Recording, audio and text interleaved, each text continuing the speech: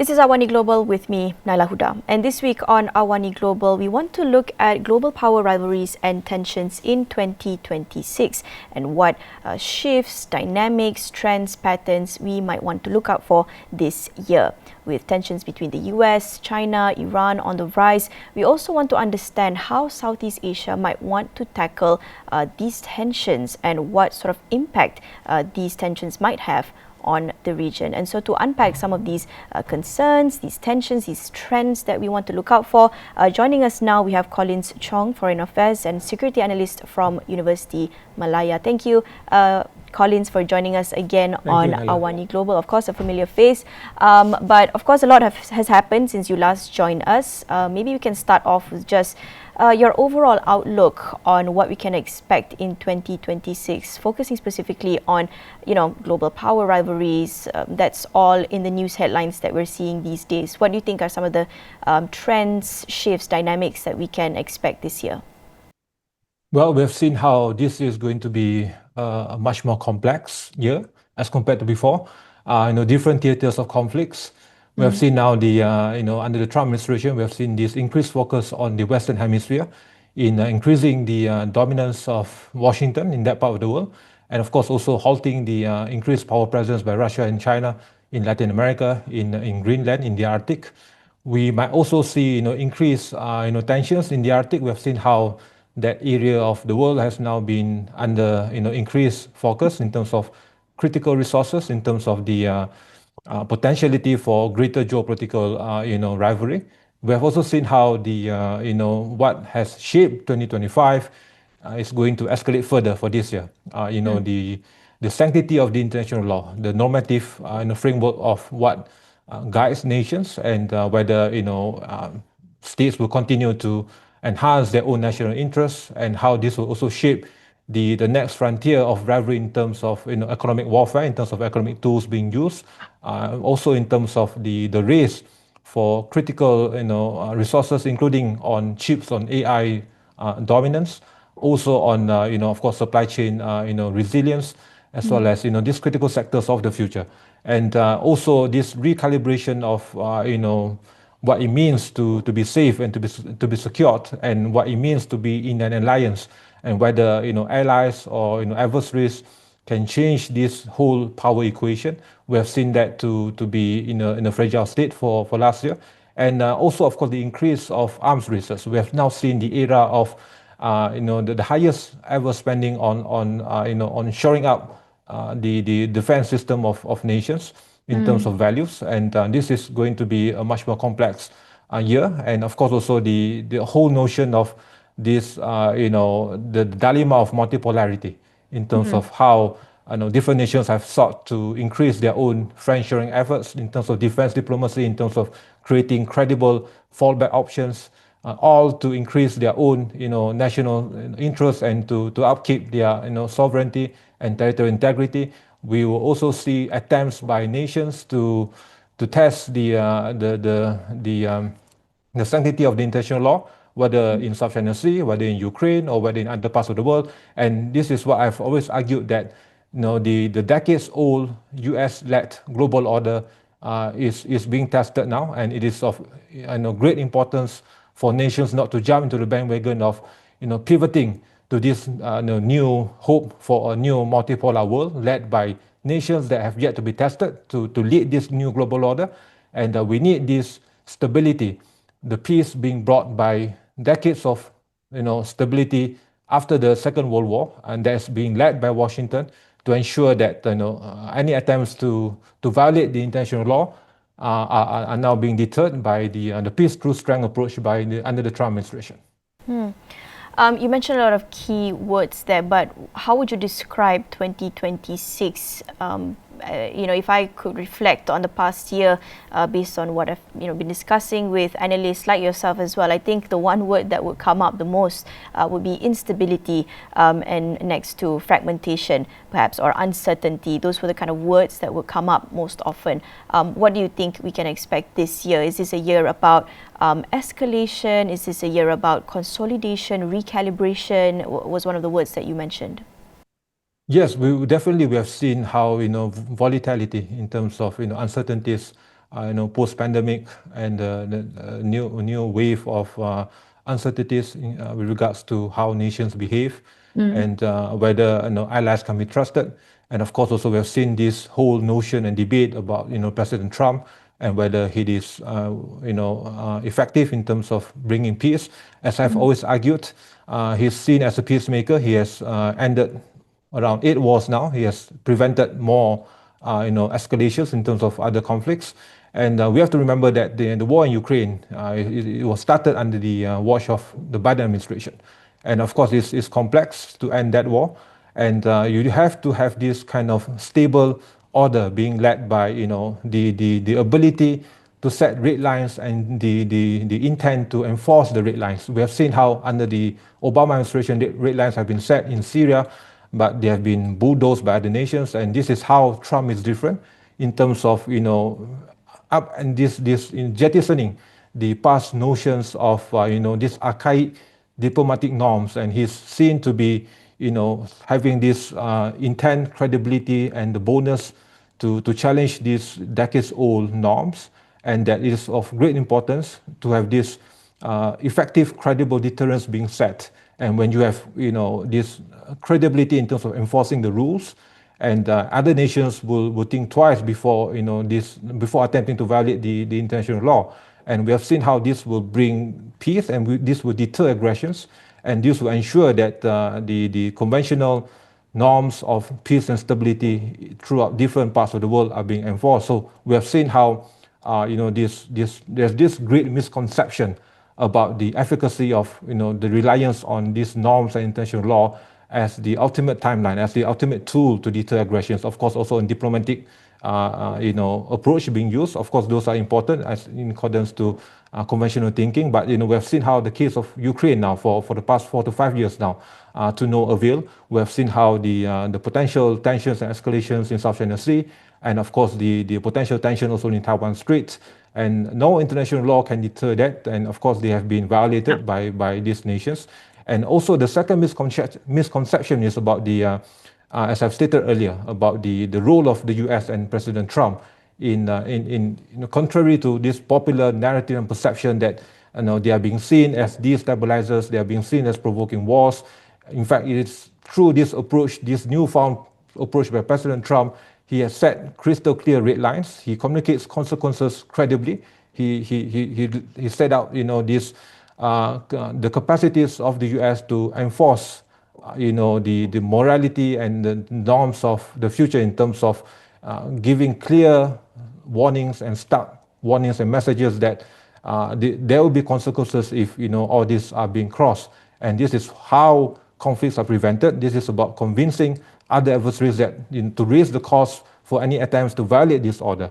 And of course, also the third misconception is about as I've stated earlier, the rise of this so-called multipolar world, and that the dominance of the US is now on the decline, and that Beijing is now overtaking the US in terms of economic firepower, in terms of military firepower. All this have not happened, as I've stated. The US still maintains primacy in terms of military power, in terms of economic capacity.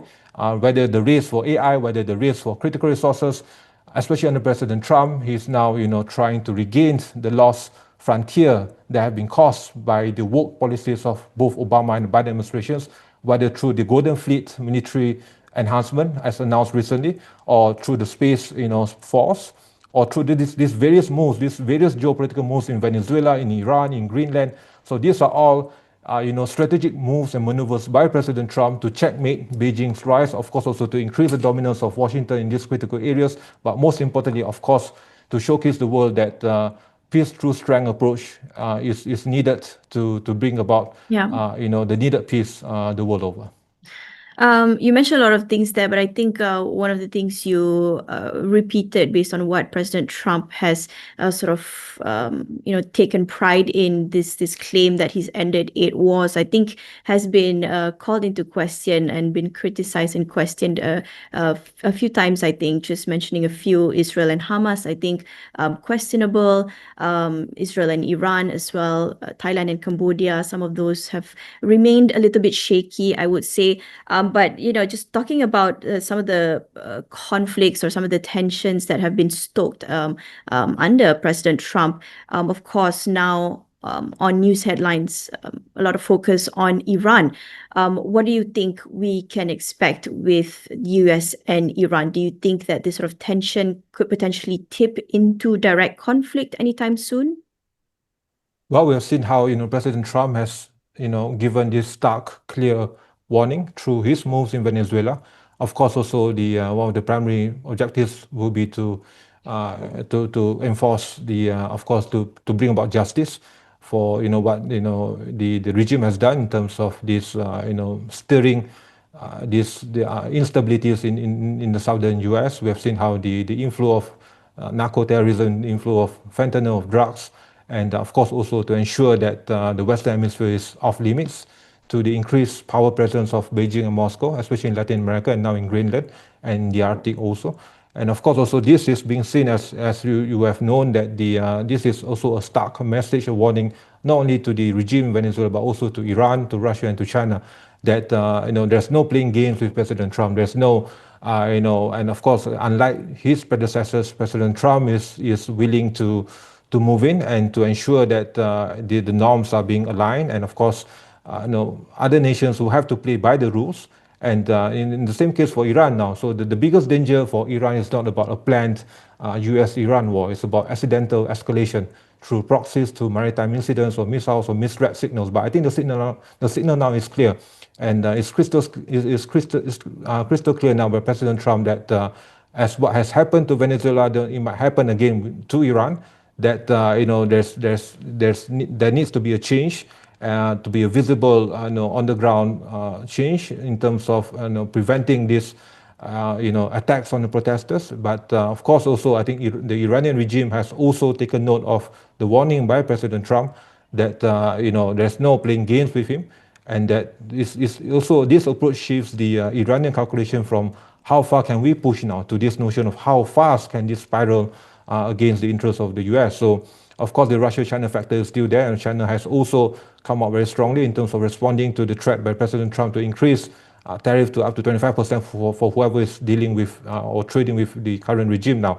So this is a managed, a planned, and a strategic move by President Trump, whether it's Venezuela, whether it's Iran, of course also to safeguard the interests of the US, but also most critically also to halt the multiple fronts or the multiple platforms that have been used by both nations, especially by China, in terms of shoring up the support system to evade the sanctions by the West, by Washington, and to ensure that the US does not lose out in terms of the race for AI, for chips, for tech, supremacy, for critical minerals and all that. So this is going to, to be in the case of why and how President Trump has managed to tilt, to halt the momentum of all these, movements towards, the alignment towards BRICS, towards Global South, towards other platforms that have been also employed by Beijing, and how to also ensure that even allies in Europe, even in NATO, even with Denmark,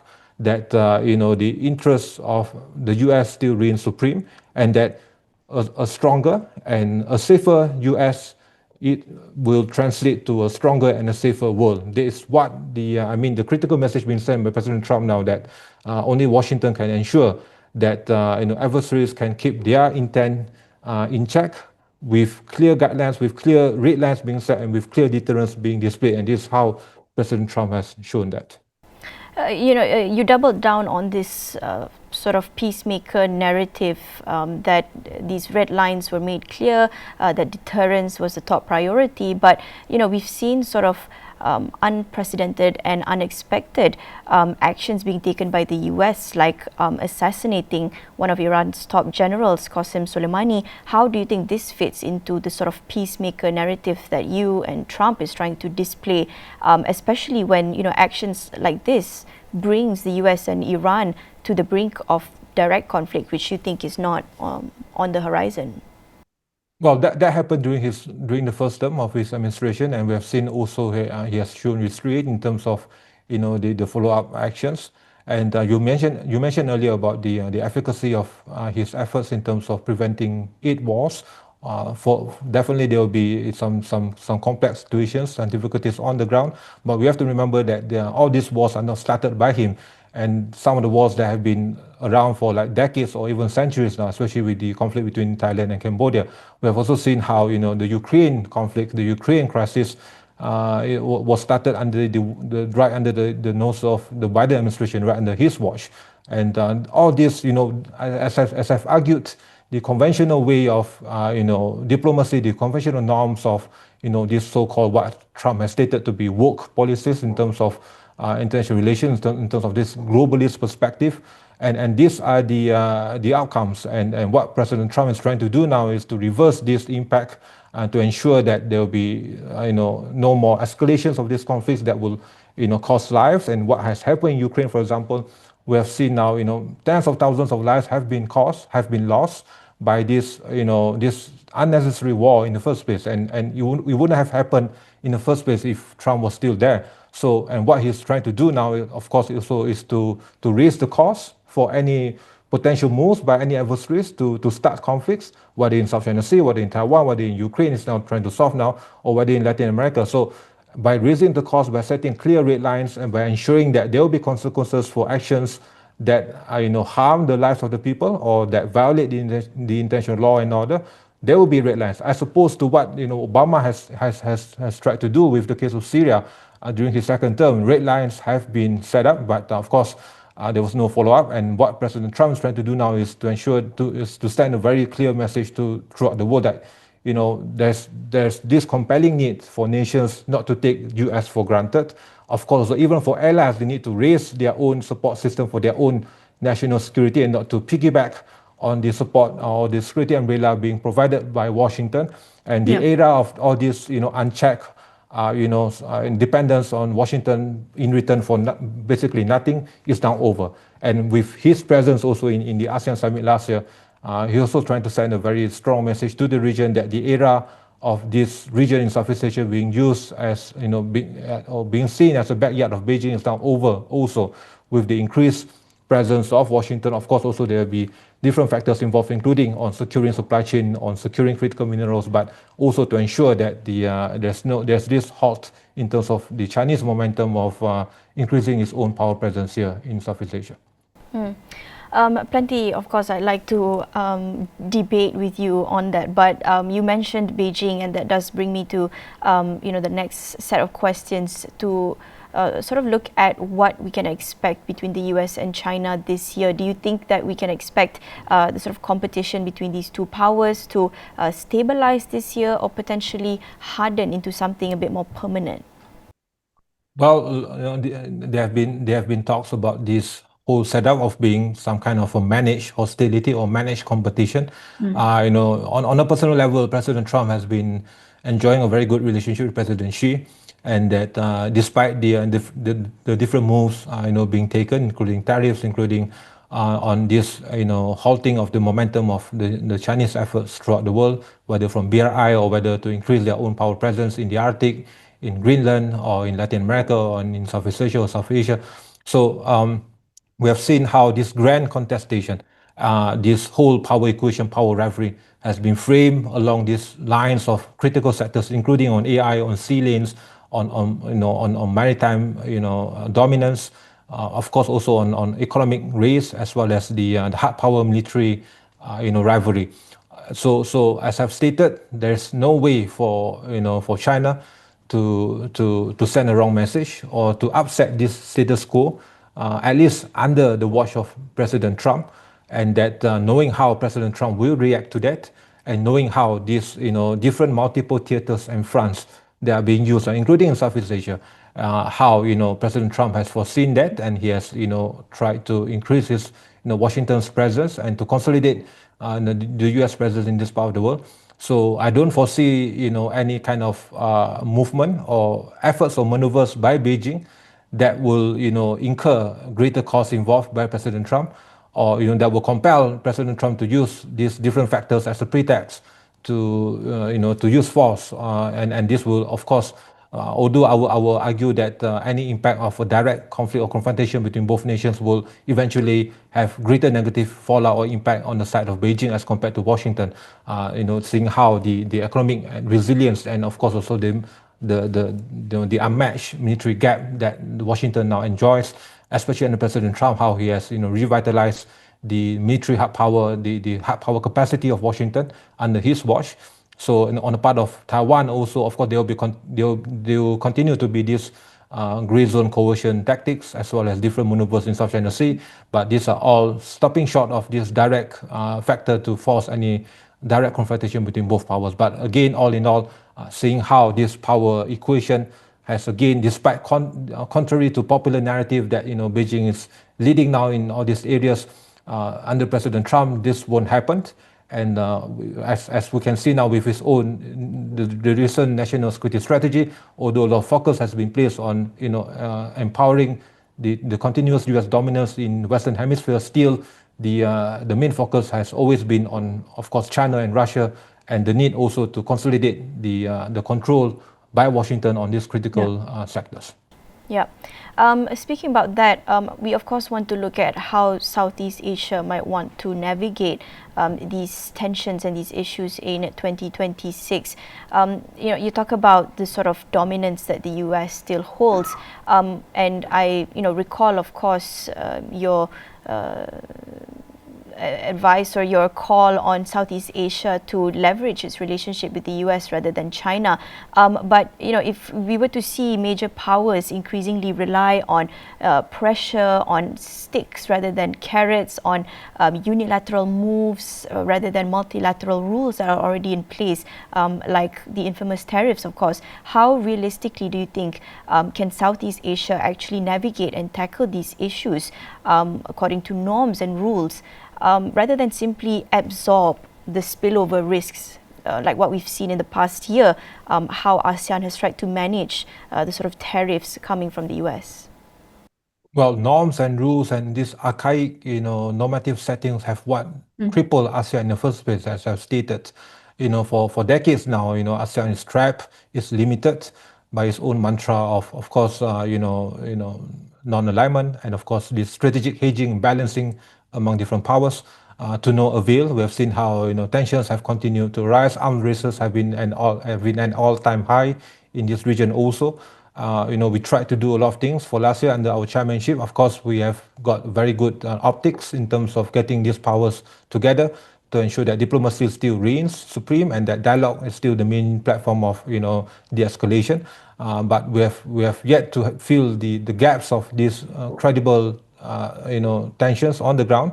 We might see that for this, the Philippines might take a different approach to try to fill the gaps that we have left in terms of having a different stance with regards to protecting the interests of individual nations, especially regards to, of course, national interests and sovereignty and territoriality of nations with regards to South China Sea.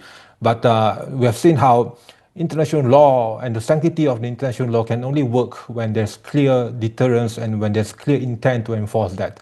As President Trump has stated, the UN, United Nations, has failed to even bring about credible solutions to all the wars that he has stopped, to even bring about any efficacy in terms of trying to stop the war in Ukraine. So as I've stated, there's no other power other than Washington that can eventually compel nations to abide by the international law. Of course, with regards to Ukraine, President Trump is trying to do what it takes to ensure that both sides will come to this agreement, and of course also with the other conflicts. But there's this systemic and structural weaknesses on the part of this current conventional mechanisms, whether it's in UN, whether it's in ASEAN. They have failed to resolve all this. For ASEAN, because we have failed to resolve the crisis in Myanmar. It has been like 4 or 5 years now.